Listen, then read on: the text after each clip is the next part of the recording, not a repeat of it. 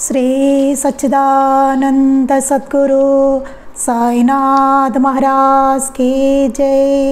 శ్రీ సచ్చిదానంద సద్గురు అలివేలు మంగమ్మ సహిత భరద్వాజ మహారాజ్ की जय। శ్రీ సచ్చిదానంద సద్గురు నాంపల్లి బాబా మహారాజ్ की जय। జై సాయి మాస్టర్। ఈరోజు సత్సంగంలో మనం శ్రీ సాయినాథ ప్రబోధామృతము అనే గ్రంథాన్ని వివరించుకుంటున్నాం। రచన పూజ్యశ్రీ ఆచార్య ఎక్కిరాల భరద్వాజ మాస్టర్ గారు। దీనిలో మనం సద్గురు వాక్యోపదేశము అనే అధ్యాయాన్ని చదువుకుంటున్నాం। దీనిలో క్రితం సత్సంగంలో మనం తన నిలయంలోని వారందరినీ తాను తెలుసుకోవాలి, సద్గురువుకు పగ్గాల పగించిన తరువాత చింతకు తావే లేదు, అల్లా నామం శాశ్వతం, అల్లాయే సర్వస్వం, ఈ 3 సూక్తుల్లోనూ మాస్టర్ గారు చెప్పిన వివరణని మనం చదువుకుంటున్నాము। క్రితం సత్సంగంలో మనం ఏం చెప్పుకున్నామంటే, అంటే నాకు గుర్తున్న దాన్ని బట్టి చెప్తున్నానండి చూసుకుని, అంటే మధ్యలో మనకి షిరిడి లైవ్ ఉంది కదా, 8 రోజులు మొత్తం మనకి సాగింది। సో అది చాలా బాబా మాస్టర్ గారు అమ్మగారు మనకి ప్రసాదించిన వరం। సాయిలీలామృతం అసలు అర్థం చేసుకోవడం అనేది చాలా, ఒక్క జన్మ సరిపోదట అసలు। అలాంటి గ్రంథాన్ని మనకి వేదమ్మ గారు షిరిడిలో దాన్ని మనకు అందించారనమాట। అది లైవ్ కూడా బాబా దయ వలన, మాస్టర్ గారు అమ్మగారి దయ వలన లైవ్ కూడా రావడం, మనందరం దాన్ని వినడం అనేది, అర్థం చేసుకోవడానికి ప్రయత్నం చేయడం, ఇవన్నీ కూడా చాలా అదృష్టం। మాస్టర్ గారు మనకి ఇచ్చిన సదవకాశం, అంటే ఒకసారి వినేసినంత మాత్రాన్ని ఏదో అర్థమైపోతుందని కాదు, కానీ తరచి వింటూ మనం జాగ్రత్తగా దాన్ని అర్థం చేసుకుంటూ మనం పారాయణ సత్సంగం చేసుకుంటూ మన అవగాహనని పెంచుకుంటూ ఆచరించడానికి ప్రయత్నం చేస్తూ ఉండాలి। అదే అనమాట జరగవలసింది। అప్పుడే మన పారాయణ సత్సంగం సేవలు అన్నీ కాస్త ఫలించడానికి అవకాశం ఉంది। అది ఎందుకంటే మనకు మనంగా చదువుకుంటే ఏం జరుగుతుందో కూడా ఆ ముందు సత్సంగాల్లో కూడా మనం చెప్పుకున్నాం।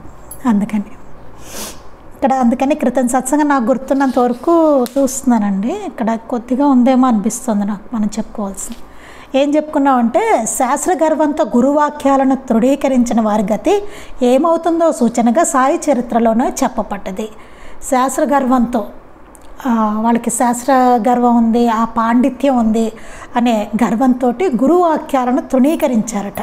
అలాంటి వారి గతి ఏమవుతుంది అన్నది బాబా చరిత్రలోనే ఉందని చెప్తున్నారు। ఒకప్పుడు మేకల మంద నుండి 2 మేకలను కొని వాటి సత్కరించారు బాబా, ఇది చెప్పుకున్నాం మనం అప్పుడు। బాబా మోసపోయారని భక్తులందరూ గోల చేస్తారు, వాటిని తిరిగి మందలకి ఇచ్చే వరకు, అప్పటి వరకు వాళ్ళు ఊరుకోలేట। అంటే బాబాతో వాళ్ళకి పరిచయం ఉంది ఆ మేకలకు అనమాట, అందుకనే ఆయన వాటిని దగ్గరికి చేర్చుకుంటే ఏం చేస్తారు, పక్కన భక్తులు ఏమంటారు, మీరు మోసపోయారు, అంత డబ్బులు పెట్టి వాటిని కొనడం ఏమిటి అని చెప్పి వాటిని మళ్ళీ అమ్మిన వాడికి ఇచ్చే వరకు, మేకల మందవాడికి ఇచ్చే వరకు, ఆ కాపరికి ఇచ్చే వరకు వీళ్ళు గొడవ పెడతారనమాట। అంటే బాబా దగ్గర ఉండనివ్వరు ఆ మేకలు। అప్పుడు బాబా చెప్పారు, అసలు ఏమిటిది అనేది చెప్పారనమాట। అప్పుడు బాబా చెప్పారట, ఆ 2 మేకలు జన్మనెత్తిన వారు తాము ఒకప్పుడు మిత్రులమని। ఆ 2 మేకలు బాబా మిత్రులట, ఒకప్పుడు బాబాతో ఉన్నారట వాళ్ళు, ఒకప్పుడు మిత్రులమని, వారిద్దరూ రాగద్వేషాలకు లోనే పశుజన్మలెత్తారని, వాళ్ళిద్దరూ ఏం చేశారట, రాగద్వేషాలకు లోనయ్యారట। బాబాకి మిత్రులట వాళ్ళు, బాబాతో ఉన్నవాళ్ళు వాళ్ళు, బాబా మిత్రులట, రాగద్వేషాలకు లోనై వాళ్ళు పశు జన్మలెత్తారట, మేక జన్మలెత్తారు। పూర్వ స్నేహం వలన వారిని ఈ జన్మలో తాము దగ్గర తీయబోయిన వారి దుష్కర్మ శిష్యులు గోల చేసి వాటిని త్రిప్పి పంపేదాకా విడిచిపెట్టలేదని చెప్పారు। బాబాకి ఏమనిపించింది, ఆ పూర్వ జన్మలోని ఆ ప్రేమతోటి మిత్రులు కదా అని చెప్పి వాటిని దగ్గర తీసుకోవాలనుకున్నారు। వారి దుష్కర్మ ఎంత దారుణంగా ఉందో చూడండి, దుష్కర్మ క్రితం జన్మలో దుష్కర్మ చేసుకోవడం వలన, రాగద్వేషాలకు వాళ్ళు లోనవడం వలన పశు జన్మలు ఎత్తారు, హీన జన్మలు ఎత్తారు, మేక జన్మలు। ఈ జన్మలో కూడా బాబా దగ్గర తీసుకుందాం అనుకునేసరికి దుష్కర్మ అంతలా ఉంది, మీ శిష్యులు గొడవ పెట్టి పంపించేసే వరకు వాళ్ళ దుష్కర్మ పనిచేస్తూనే ఉంది। అది శిష్యులు తప్పు కాదు, వాళ్ళ దుష్కర్మ, ఆ మేకల దుష్కర్మ అన్నమాట। అలా వాడు దుష్కర్మ శిష్యులు గోల చేసి వాటిని త్రిప్పి పంపేదాకా విడిచిపెట్టలేదని చెప్పారు। ఒకప్పుడు సాటి మానవులుగా ఉన్న సాయి నిర్దిష్ట గురుసేవ వలన ఎంతటి స్థితికి వచ్చారో, వారి మిత్రులైన ఆ ఇద్దరు అట్టి గురుసేవ లేమి చేత ఎట్టి దుస్థితి నొందారో గమనార్హం। బాబా చూడండి, గురుసేవ వలన ఆయన అంతటి ఉన్నతమైన స్థితికి వచ్చారు. ఆ గురుసేవ లేమి వలన వీరు రాగద్వేషాలలో చిక్కి అలాంటి హీన జన్మలు ఎత్తి ఇప్పుడు కూడా వాళ్ళు దూరం అవుతూనే ఉన్నారట. చూడండి ఎట్లా ఉందో. ఆ మేకలు బాబా మిత్రులు, ఇటు బాబాను ఉన్నారు. బాబా అంతటి గొప్ప ఆయన అయిపోయారు గురుసేవ చేసుకోవడం వలన. వాళ్ళు మేక జన్మలు ఎత్తి అటు తిరుగుతూనే ఉన్నారు. ఇప్పుడు కూడా వాళ్ళకి ఎక్కడ అవకాశం లేకుండా పోయింది. వాళ్ళ దుష్కర్మ అంతలా పనిచేస్తుందట. మనం ఏదో మేకలను చదువుకుంటున్నాం కానీ మనం కూడా కావచ్చు రేపొద్దున్న ఏ మాస్టర్ గారి చేతిలోనో మేకలు అవ్వచ్చు మనం. అప్పుడు ఎవరో గొడవ పెట్టి మనం పంపించేయచ్చు, అట్లా కూడా జరగచ్చు. అందుకని చాలా ఇది జాగ్రత్తగా మనం చదువుకుని అర్థం చేసుకొని జాగ్రత్తగా ఉండవలసిన విషయం. పదే పదే ఆలోచించుకొని మనం ఎట్లా సంస్కరించుకోవాలి, బాబా చెప్పిన మార్గంలో ఎట్లా నడవాలని తరచి మనందరం ఆలోచించుకొని వివేకాన్ని పెంపొందించుకోవాలన్నమాట. అలానే మనకప్పుడు జోగు మొదలైన భక్తులతో ఒకసారి సాయి అన్నారు, తామందరూ వెనుకటి జన్మలో ఒకే గురువుని సేవిస్తూ కలిసి ఉండేవారని, అటువంటప్పుడు సాయి అంతటి పరిపూర్ణులు కావడం, మిగిలిన వారు మామూలు మానవమాత్రులుగా జన్మించి సాయినే తిరిగి ఈ జన్మలో ఆశ్రయించవలసి రావడం ఏమిటి? ఇది ఆలోచించాలి. ఇక్కడ చూసారు ఎంత బాగుందో. బాబా ఒకసారి అన్నారట, తామందరం వెనుకటి జన్మలో ఒకే గురువుని సేవిస్తూ కలిసి ఉండేవారు అని చెప్పారట. అందరిని భక్తులను పిలిచి మనందరం ఒకే జన్మలో ఒక జన్మలో గురువుని సేవిస్తూ ఒకే గురువుని సేవిస్తూ మనందరం కలిసి ఉన్నాము. అటువంటప్పుడు సాయి అంతటి పరిపూర్ణులు కావడం. కానీ ఇప్పుడు సాయి జన్మలో ఆయన ఎట్లా ఉన్నారు? ఎంతోమందిని అనుగ్రహించే సద్గురువుగా ఆయన ఉన్నారు. మిగిలిన వారు మామూలు మానవ మాతృలుగా జన్మించి, మిగిలిన అందరూ మామూలు సామాన్యులుగా మానవ మాతృలుగా జన్మించారట. జన్మించి సాయినే తిరిగి ఈ జన్మలో ఆశ్రయించవలసి రావడం ఏమిటి? మళ్ళీ బాబానే ఆశ్రయించారు. క్రితం జన్మలో అందరూ కలిసి ఒక గురువుని సేవించుకున్నారట. ఈ జన్మలోనేమో వాళ్ళే మళ్ళీ బాబాని సేవించుకోవాల్సి వచ్చిందంటే బాబా ఆ గురుసేవ వలన గురువుని ఎట్లా సేవించుకోవాలో అట్లా సేవించుకొని ఆయన ఎంతో ఉన్నతిని పొందారు. ఆయన సద్గురువుగా ఉన్నారు. ఇప్పుడు వీరందరూ సామాన్యులుగానే జన్మలెత్తుతూ వచ్చి మళ్ళీ బాబాను ఆశ్రయించాల్సి వచ్చింది. అందుకని ఏంటిది ఇది ఆలోచించాలి అంటున్నారు మాస్టర్ గారు. ఆలోచించండి అంటున్నారు.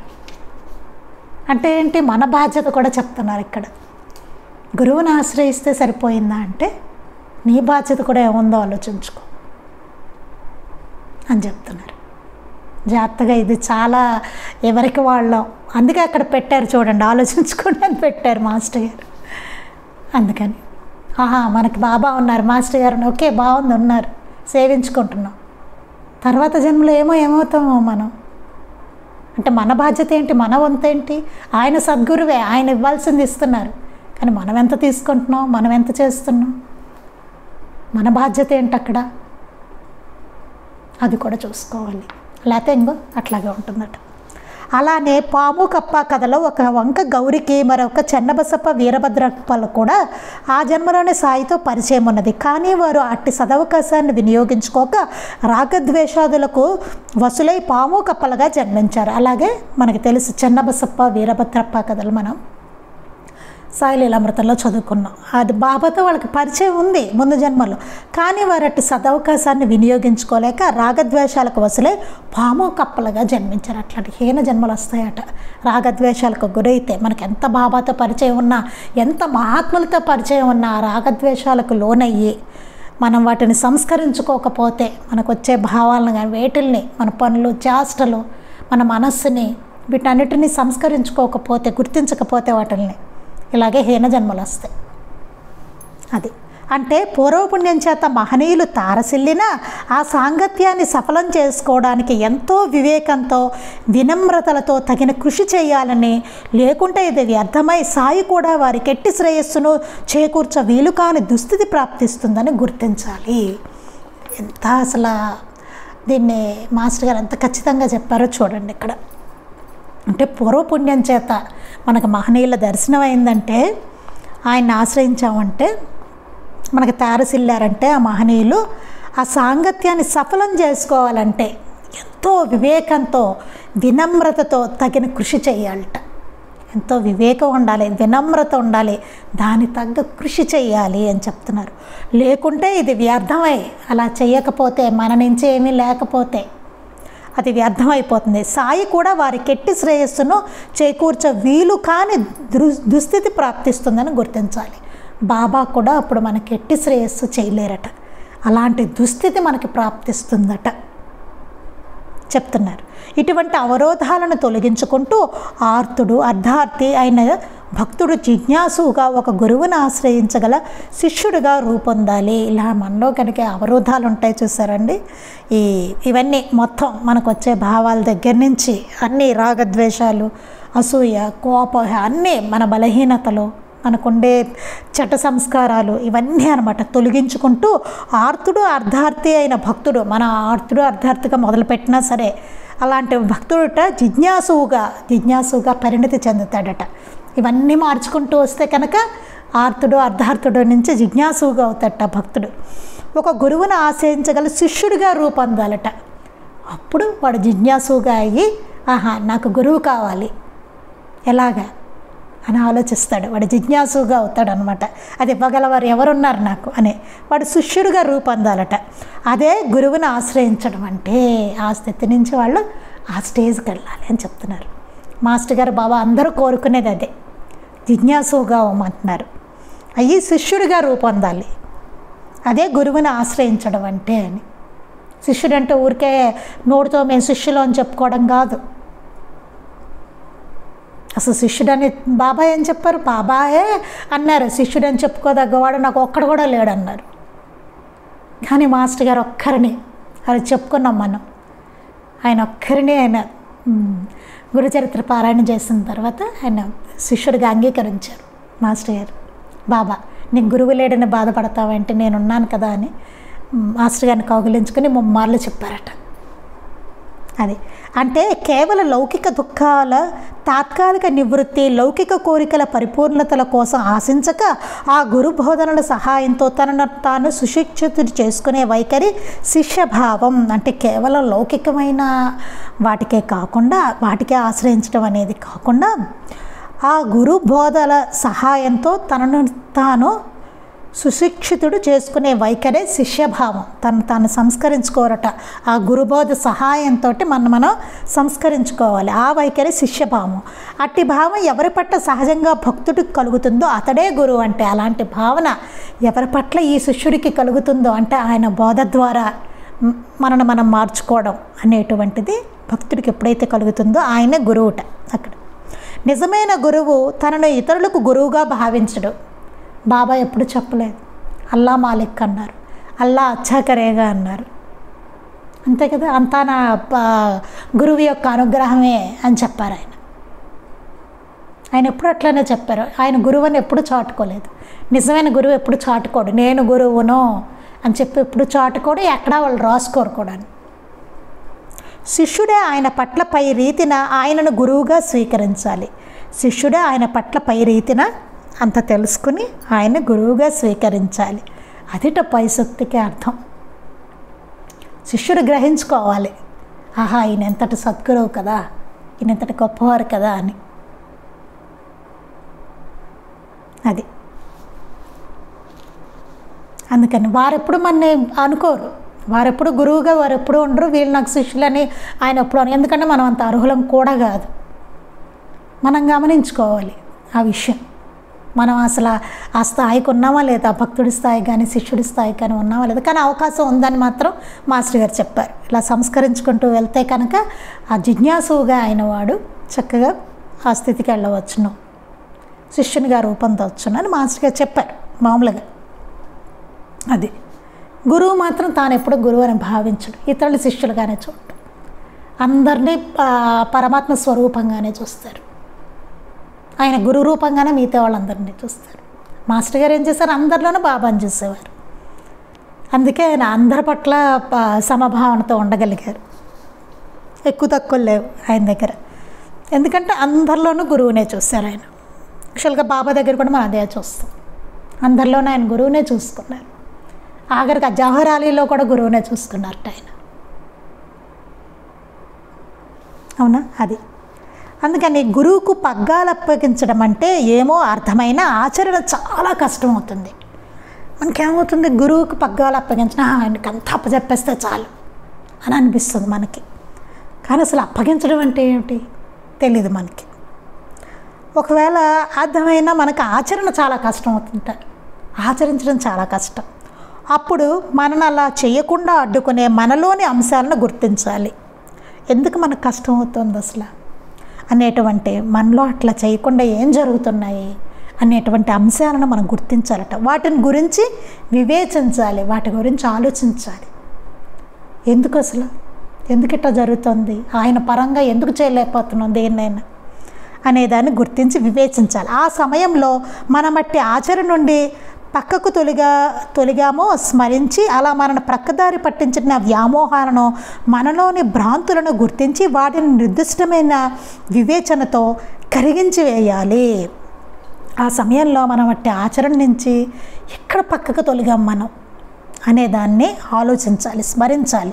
మనకి ఏ ఏ వ్యామోహాలు మన పక్కకు పట్టిస్తున్నాయి ఆయన నుంచి, ఏ ఏ భ్రాంతులు మనకు కలుగుతున్నాయి ఆయన నుంచి దూరంగా, ఏ ఏ భ్రాంతులు మనకు కలుగుతున్నాయి అని గుర్తించి వాటిని నిర్దిష్టమైన వివేచనతో కరిగించి వేయాలి. అందుకు మొదట వాటిని గుర్తించాలి. అందుకే వాటిని గుర్తించాలట. ఏంటి అసలు, ఎందువలన నేను ఆయన పూర్తిగా విశ్వసించలేకపోవడం కానీ, ఆయనకి ఏదైనా సర్వసమర్పణ చేయడం కానీ ఎందుకు జరగడం లేదు అనుకుంటాం. అంతా బాబాయేనండి చూసుకుంటారంట. కానీ చిన్న సిచ్యువేషన్ వచ్చినా సరే మనం కదిలిపోతాం. ఎవరైనా సరే, నేనైనా మీరైనా, నేను ఎన్ని చదువుతున్నా సరే నేను అంతే. ఆ సిచ్యువేషన్ వచ్చేసరికి అంతే, డబ్బాలో రాళ్ళేసినట్టే ఉంటుంది పరిస్థితి. ఏంటి అసలు ఎందుకు జరుగుతుంది ఎట్లా అనేదాన్ని వివేచించాలట, ఆలోచించాలట దాని గురించి. అలాంటి భ్రాంతులు ఏంటి, అలాంటి వ్యామోహాలు ఏంటి, అసలు ఎందుకు వస్తున్నాయి మనకి అనేదాన్ని ఆలోచించాలి. వాటిని కరిగించి వేయాలట. అందుకు మొదట వాటిని గుర్తించాలి. ముందు గుర్తించమంటున్నారు. మొదట కోటలోని అంతఃశత్రువులను మిత్రులను గుర్తించి, ఇప్పుడు రాజుగారు ఉన్నారనుకోండి, శత్రువులు ఎవరో ముందు గుర్తించాలి, మిత్రులు ఎవరో ముందు గుర్తించాలి వాడు, లేకపోతే ప్రమాదం రాజుకి. అవునా? అలాగే మనం కూడా బాగుపడాలంటే ముందు మనలో ఉన్నాండి నేను చెప్తున్నది ఇక్కడ, మనలో, అది కాదు రాజులది కాదు, మనలో ఉన్న అంతఃశత్రువులను మిత్రులను గుర్తించాలి. 2 తగు జాగ్రత్తలు తీసుకొనిదే నిత్యము ధర్మక్షేత్రమైన మన హృదయాలలో కురుక్షేత్రాలైన శరీరంలోను జరిగే ధర్మాధర్మాల పోరాటంలో ధర్మానికే విజయాన్ని చేకూర్చుకొని ఉద్ధరణ పొందడం ఎలా, దాన్ని గుర్తించకపోతే నిత్యం మనలో ధర్మాధర్మాల పోరాటం జరుగుతూనే ఉంటుంది. ఆ పోరాటంలో ధర్మానికే విజయాన్ని చేకూర్చుకునే ఉద్ధరణ ఎట్లా పొందుతాం కదా, ధర్మానికే ఉద్ధరణ జరగాలి. అది ముందు మనలో అంతఃశత్రువులు ఏమున్నాయో తెలుసుకోవాలి, మిత్రులు ఏమున్నాయో తెలుసుకోవాలి. ఇవన్నీ ముందు అంతఃశత్రువులు తెలుసుకోవాలి, ఏమున్నాయి మన లోపల, ఎట్లాంటివి ఉన్నాయి భావాలు. ఇవన్నీ వేదాంతపరంగా చూస్తే మన దేహ రూపంలోని పంచభూతాలు, పంచప్రాణాలు, దశేంద్రియాలు, మనస్సు, చిత్తము, అహంకారము, త్రిగుణాలను అంటే మన నిలయంలోని వారందరినీ తెలుసుకుంటే ముందు మన లోపల ఏమున్నాయో అన్నిటినీ తెలుసుకోవాలి. మనకి వీటి వల్ల ఎలాంటివి వస్తున్నాయి, ఇవన్నీ అహంకారం వస్తుంది, రజస్తమో గుణాలు వస్తూ ఉంటాయి. ఇవన్నీ నిలయంలోని అన్నిటినీ తెలుసుకొని మనకుండే బలహీనతలు ఉంటాయి. వీటన్నిటిని తెలుసుకుంటే వాటికి భిన్నమైన విలక్షణమైన ఆత్మను, వీటన్నిటికీ భిన్నంగా ఉండే విలక్షణమైన ఆత్మను, పరమాత్మను, శాశ్వత నామాన్ని, సర్వస్వాన్ని గుర్తించగలుగుతాం. వాటిని ముందు తెలుసుకొని మనం వాటన్నిటిని నివారించుకోగలిగితే విలక్షణమైన ఆత్మను, పరమాత్మను, శాశ్వత నామాన్ని, ఆయన సర్వస్వాన్ని గుర్తించగలుగుతాం అని చెప్తున్నారు. లేక మొదటి సూచించిన విధంగా ఆత్మ పరిశీలన వివేకాలతో మన ఆచరణ నిర్దిష్టం చేసుకుని, లేదా మనం మొదట చెప్పుకున్నట్టుగా ఆత్మ పరిశీలన చేసుకోవాలట. చేసుకుని వివేకాలతో మన ఆచరణను నిర్దిష్టం చేసుకొని, బాబా చెప్పినట్టుగా మనం ఎట్లా నడుచుకోవాలి అనే దాన్ని ఆచరణ నిర్దిష్టం చేసుకొని బాబా చెప్పిన రీతిని సాధన చేస్తే, బాబా ఏం చెప్పారో ఆ రీతిలో కనుక మనం ఆయన బోధల్ని, సూక్తుల్ని ఆచరించుకుంటూ అలాగే సాధన చేస్తే అల్లా నామమే శాశ్వతమని, సర్వస్వమని గుర్తించగలుగుతాం.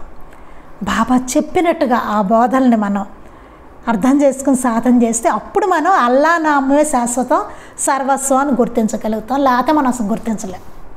లేకపోతే మన పాటికి మనం ఉంటాం, బాబా సూక్తుల పాటికి సూక్తులు బోధలు అట్లా ఉంటాయి అంతే. ఉత్తనే రోజు తీసి వల్లి వేస్తూ ఉంటాం, చదువుతూ ఉంటాం అంతే, ఏం ఉపయోగం ఉండదు. సాధన చేయాలి అంటే వాటిని ఆచరించాలి. ఆచరించినప్పుడే అది అల్లా నామం శాశ్వతం సర్వస్వం అనేది గుర్తిస్తాం. లేకపోతే అంతవరకు చదువుకుంటూనే ఉంటాం. నేను ఇలా చెప్తూనే ఉంటాను, ఇట్లా మనం వింటూనే ఉంటాం, ఇట్లా జరుగుతూనే ఉంటుంది అంతే. ఇలా చదువుకుంటూనే ఉంటాం. అల్లా నామం శాశ్వతం సర్వస్వం, ఆయనే సర్వస్వం అంతే. రెండో రోజు మనం మామూలు ఎవడో కనిపిస్తే కోపం వస్తుంది, తాపం వస్తుంది, వారిలోని భగవంతుడు ఉన్నాడని మనకు గుర్తురాదు. ఈ క్షణమే అవ్వచ్చు, అది అవగానే సత్సంగం అవగానే మనకు అవ్వచ్చు మన పరిస్థితి అది. అందుకని తగ్గట్టుగా బోధనల్ని తీసుకుని జాగ్రత్తగా మనం ఆత్మ పరిశీలన వివేకాలతో దాన్ని ఆచరణలో పెట్టాలి అని చెప్తున్నారు ఇక్కడ మాస్టర్ గారు. తర్వాత సూక్తి ఎంతైతే అంతే వాళ్ళు చదువుకుందామండి. గురువుని తెలుసుకోవాలి, లేకపోతే ఎందుకు వచ్చినట్లు పిడకలు ఏరుకోవడానికా. ఇది చాలా ముఖ్యమైన సూక్తి అన్నమాట. గురువుని తెలుసుకోవాలి, గురువుని తెలుసుకోవాలి, లేకపోతే ఎందుకు వచ్చాం మనం అసలు, పిడకలు ఏరుకోవడానికా బాబా అన్నారు. ఇది అదేంటో చూద్దాం మాస్టర్ గారు ఏం చెప్తున్నారు దీనికి. సద్గురువు తారసిల్లడమే మహాభాగ్యం. అసలు గురువు తారసిల్లడమే సద్గురువు మహాభాగ్యం. ఎన్నో జన్మల పుణ్యఫలం ఉంటే తప్ప ఆ సద్గురువు అలా అసలు మానవాకారంలో అట్లా మనకి దొరకడం అనేది చాలా ఎన్నో జన్మల పుణ్యఫలం, భాగ్యం, అది మహాభాగ్యం అది. కానీ పై సూక్తిలో వివరించినట్లు అది సఫలం అవ్వాలంటే ఆయన యొక్క ప్రాశస్త్యాన్ని గుర్తించి తగు రీతిని సేవించి ఆశ్రయించి అనుసరించాలి. సరే వచ్చారు, బాగుంది, పూర్వపుణ్యం వల్ల బాగుంది, అది మరి సఫలం అవ్వాలంటే ఎలాగండి? ఆయన వచ్చారు, బాగుంది, సఫలం అవ్వాలి, లేకపోతే ఏమవుతుంది? చెప్పారు కదా, చెన్నబసప్ప, వీరభద్రప్ప, మేకలు ఉన్నాయి అక్కడ ఉదాహరణ. అట్లాగే అవుతాం మనం. అలా కాకుండా ఉండాలంటే ఎట్లా అంటే, సఫలం అవ్వాలంటే ఆయన యొక్క ప్రాశస్త్యాన్ని గుర్తించాలి. అసలు ఆయన ఎందుకు వచ్చారు, ఏంటి ఆయన యొక్క గొప్పతనం ఏంటి, మనం ఏం నేర్చుకోవాలి ఆయన వచ్చినందుకు, ఇదంతా ఆయన ఒక ప్రాశస్త్యాన్ని గుర్తించి తగు రీతిని సేవించి ఆశ్రయించి అనుసరించాలి. ఆయన తగు రీతిని సేవించాలి. ఎట్లా సేవించుకోవాలి అనేది, ఆయన ఎట్లా సేవించుకోవాలంటే గురుచరిత్ర చదువుకుంటే గురువుని ఎట్లా సేవించుకోవాలనేది అంటే పరిపాకం వస్తుంది మనకి. అది గొప్పగా ఏమి మనం సేవించలేం కానీ దీపకుడిలాగాను అలాగా, కాకపోతే పరిపాకం వస్తుందట దానివల్ల మనకి. ఆశ్రయించి అనుసరించాలి, ఆయన అనుసరించడం కూడా తెలుస్తుంది అప్పుడు. ఆయన ఆశ్రయించి అంటే ఆయన మహిమను గుర్తించి ఆయన పట్ల గురుభావాన్ని పొందగలగాలి. అంటే ఆయన మహిమను గుర్తించి ఆయన పట్ల గురుభావాన్ని పొందగలగాలి. ఆ గురుభావం ఎప్పుడైతే మనకి కలుగుతుందో ఆయన పట్ల, అప్పుడు మన భక్తి కాస్త నిశ్చలంగా ఉంటుందన్నమాట, తొణకకుండా ఉంటుంది. అప్పుడు ఇందుకు సరి అయిన శాస్త్రజ్ఞానము, వివేకం అవసరం. దీనికి సరి అయిన శాస్త్రజ్ఞానం ఉండాలి, వివేకం కూడా ఉండాలట. మరి శాస్త్రజ్ఞానం ఎలాగంటే సద్గ్రంథాలు చదవాలి, చక్కగా అర్థం చేసుకొని. అవి లేకుంటే సద్గురుని సన్నిధి లభించిన ఎందరెలా దానిని నిష్ప్రయోజనం చేసుకుంటారో గమనించాము. ఇలాగ మనకి సరైన శాస్త్రజ్ఞానం, వివేకము లేకపోతే కనుక సద్గురు సన్నిధి లభించినా సరే ఎందరెలా దాన్ని నిష్ప్రయోజనం చేసుకుంటున్నారో మనం గమనించాం కదా. ఆ విషయం సాయి ముఖం నుండి ప్రత్యక్షంగా వింటూ దాన్ని ఆచరించి సాయి పొందిన మహోన్నత స్థితిని చూస్తూ కూడా ఆయనను అలా ఎవరూ సేవించలేకపోవడమే చిత్రం. మనం ఇందాక చెప్పుకున్నాం చూసారా, బాబా సన్నిధిలో అందరూ ఉన్నారు, ప్రత్యక్ష సన్నిధి. మనం సాయి సన్నిధిలో చదువుకున్న భక్తులు వాళ్ళు ఏమన్నా తక్కువ వాళ్ళ కానే కాదు. ఒక్కొక్కళ్ళకి అసలు ఎంత ఇది ఉందండి వాళ్ళు. అలాంటి వాళ్ళు మన సాయి సన్నిధి అసలు అంతలా కూడా మనం సేవించుకోలేము నిజానికి. అట్లాంటి వాళ్ళకే ఏం జరిగింది, సాయి ముఖం నుండి ప్రత్యక్షంగా వింటూ బాబా చెప్తుంటే విన్నారు వాళ్ళు, ఆయన సన్నిధిలో ఉన్నారు, ఆయన లీలలు చూశారు అందరూ ప్రత్యక్షంగా. అలా ఆయన మహోన్నత స్థితిని చూశారు కూడాను. చూస్తూ ఉన్నా కూడా ఆయనను ఎవరు సేవించలేకపోవడం అంతలాగా చిత్రం. కానీ ఎవరు అంత ఇదిగా సేవించుకోలేకపోయారు. ఎంత చిత్రం చూడండి. వాళ్ళు ఏమో తక్కువ వాళ్ళ అంటే కానే కాదాయే, మహా గొప్పవాళ్ళు, మహా గొప్ప భక్తులు వాళ్ళు. ఎంత పుణ్యం వాళ్ళకి, లేకపోతే సాక్షాత్తు సాయినాథుని సన్నిధి లభించి ఉంటుంది. ఆయన అలా చూస్తూ ఆయన నోటితో బోధ విని ఉంటారు, ఆయన చేత ప్రసాదం తీసుకుని ఉంటారు, ఆ లీలలన్నీ చూసి ఉంటారు. వాళ్ళకి ఎన్ని అనుభవాలు సాయి ప్రసాదించారు. సాయి సన్ని చూడండి ఎన్ని అనుభవాలు ఇచ్చారు, ఎంత బోధ చేశారు ఆయన, ఎంతమందిని కష్టాల్లో రక్షించారు. వాళ్ళ ఆధ్యాత్మికంగా కూడా వాళ్ళని ఎంత ముందుకు తీసుకెళ్ళారు, వాళ్ళల్లో ఎంత పరిణతి కూడా తీసుకొచ్చారు. అంత చేసినా వీళ్ళ వైపు నుంచి చూస్తే మాత్రం తగు రీతిలో వాళ్ళు సేవించుకోలేకపోయారు ఆయన్ని. అంటే శిష్యునిగా వాళ్ళెవరు ఆ అర్హతను మాత్రం పొందలేకపోయారనమాట వాళ్ళు. అందుకే బాబా ఏమన్నారు, ఎవడు నా శిష్యుడని చెప్పుకోగలిగేది నా గురువుని నేను సేవించినట్లు సేవించగలిగితేనే అలా చెప్పుకోవాలి. బాబానే అన్నారు ఆ మాట. మనం అనుకుంటామేమో సాయి సన్నిధి మనం చదివేసి వీళ్ళందరూ శిష్యులు అనేసి, కాదు, బాబానే చెప్పారు. వాళ్ళందరూ గొప్పవాళ్ళే, తక్కువ వాళ్ళు అసలు కానే కాదు. కానీ ఎవడు నా శిష్యుడని చెప్పుకోగలిగేది నా గురువుని నేను సేవించినట్టు సేవించగలిగితేనే అలా చెప్పుకోవాలి. బాబా శిష్యులు అని చెప్పుకోవాలంటేనట ఆయన గురువుని ఎలా సేవించారో అట్లా సేవించుకోగలిగితేనే చెప్పుకోవాలట ఆయన శిష్యుడిని. అటువంటి వాడు నాకు ఒక్కడు కూడా కనిపించలేదు అని సాయి అన్నారు. అప్పట్లోనే అన్నారు బాబా షిరిడీలో ఆయన శరీరంతో ఉన్నప్పుడు, ఒక్కడు కూడా నాకు అలాంటి వాడు కనిపించలేదే అన్నారు. ఆయన భౌతిక దేహం వదిలేసిన తర్వాత ఎంతకాలానికండి అప్పుడు మాస్టర్ గారు చూడండి, ఆలోచించండి. ఈ గ్యాప్లో ఎవ్వరూ లేరు. ఆయన ఉన్నప్పుడు శరీరంతో ఉన్నప్పుడు ఎవడు శిష్యులు లేడు. ఆయన శరీరం వదిలేసాక మాస్టర్ గారు మళ్ళీ ఆయనకి వచ్చే వరకు ఎవరు మళ్ళీ శిష్యులు లేరు. మాస్టర్ గారు ఒక్కరినే ఆయన అంగీకరించారు శిష్యునిగా. అంటే ఏంటి దీని అర్థం? అంటే బాబా వారి గురువుని ఎంతలా సేవించుకున్నారో అంత దీక్షగాను మాస్టర్ గారు బాబాని సేవించారు అన్నమాట. అంత పట్టుదల ఉంది ఆయన. ఆయన అర్హుడైన శిష్యుడు అనమాట మాస్టర్ గారు. ఆ కరేజ్ ఆయనకు ఉంది, ఇంకెవ్వరు లేరు అలాంటి వాళ్ళు. అది ఆయన మహిమను 60 సంవత్సరాల పాటు ప్రత్యక్షంగా చూస్తూ కూడా ఆయనను అలా వ్యక్తులు సేవించలేకపోయారంటే ఆయన చరిత్రను పారాయణ చేసి అనుభవాలను వారి మహాసమాధి అనంతరం పొందే మనమెంత జాగరూకతతో వర్తిస్తే లక్ష్యాన్ని సాధించగలమో గుర్తించి నడుచుకోవాలి. అలాంటిది ఆయన మహిమను చూస్తూ ప్రత్యక్షంగా చూస్తూ కూడా ఆయన అలా వ్యక్తులు ఎవరు సేవించలేకపోయారు, ఆయన దగ్గర ఉన్నవాళ్ళు కూడా. అలాంటిది మనం ఆయన చరిత్రను పారాయణ చేసి అనుభవాలను వారి మహాసమాధి అనంతరం పొందే మనమెంత జాగరూకతతో, ఆయన మహాసమాధి అయిపోయారు కదా మనకి, ఆయన చరిత్ర పారాయణ చేస్తున్నాం, అనుభవాలు కలుగుతున్నాయి కదా, మనమెంత జాగరూకతతో వర్తిస్తే లక్ష్యాన్ని సాధించగలమో గుర్తించి నడుచుకోవాలి. ఎంత జాగ్రత్తతో మనం ఉండాలి దీనిని బట్టి అని చెప్తున్నారు. ఆయన ప్రత్యక్ష సన్నిధిలో ఆయన దగ్గర అన్ని చూస్తూ కూడా వాళ్ళు ఎవరు చేయలేకపోయారు, అంతలా సేవించుకోలేకపోయారు. ఇంకా మనకెంత కష్టం అది, మనం ఎట్లా సేవించుకోగలం? మనకు దృష్టి తొందరగా మరలిపోయే ఛాన్స్ ఉంది, మనకి లక్ష్యం నుంచి జారిపోయే ఛాన్స్ ఉంది మనకి. అప్పుడు ఉంది, ఇప్పుడు ఉంది, ఎప్పుడు ఉంది కదా. అందుకని ఎంత జాగ్రత్తతో వర్తిస్తే లక్ష్యాన్ని సాధించగలమో గుర్తించి నడుచుకోవాలి, దాన్ని గుర్తించి నడుచుకోవాలని చెప్తున్నారు. అప్పుడే మనం గురువును తెలుసుకోగలిగామని అర్థం. అప్పుడే మనం గురువుని తెలుసుకోగలిగాము, లేకపోతే పిడకలు ఏరుకోవడమే. అది తెలుసుకోలేనప్పుడు ఆయన వద్దకు చేరి కూడా నిష్ప్రయోజనం అవుతుంది. మనం తెలుసుకోలేకపోతే కనుక ఆయన దగ్గరకు మనం చేరి కూడా ఏమీ ఉపయోగం లేదు, అదంతా నిష్ప్రయోజనమే అని చెప్తున్నారు. మనం తెలుసుకోలేకపోతే కనుక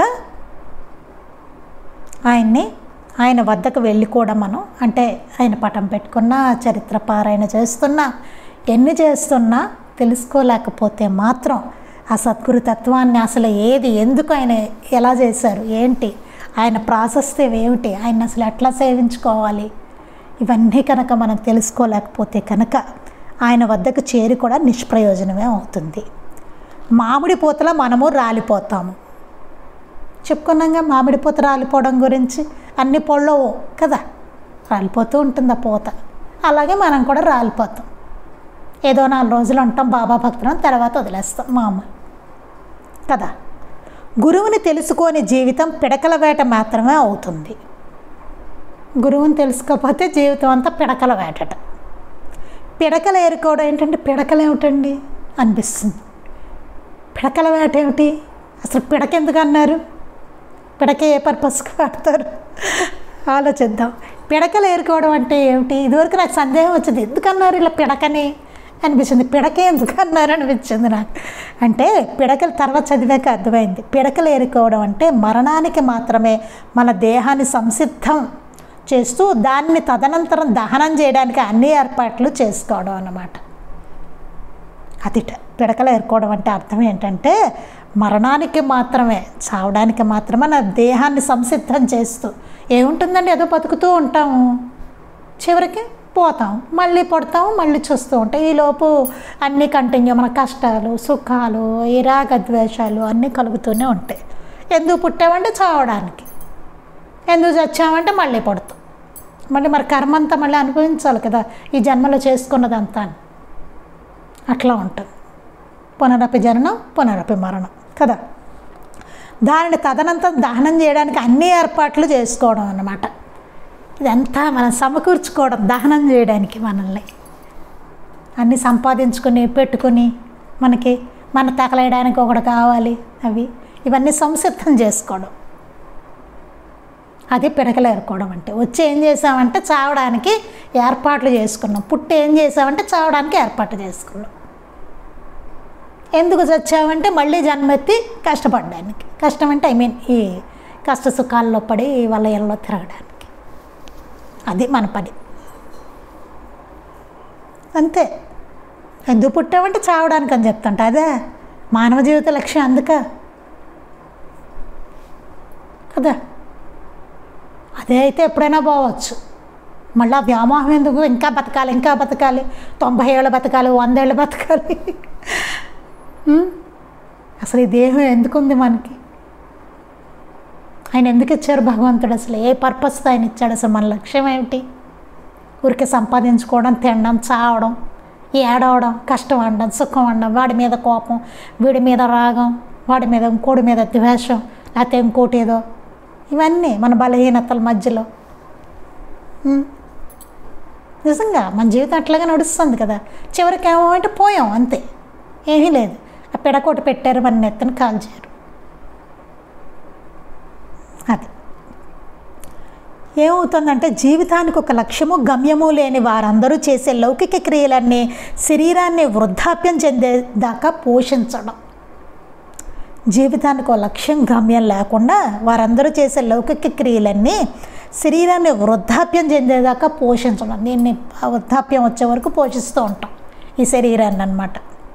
మరణానంతరం దహనాధికారులు చేయడానికి బిడ్డలను కనడం. ఎందుకండి? కొడుకంటే తలకొరువు పెట్టడానికి. అదే పరిస్థితి మనందరికీ కదా.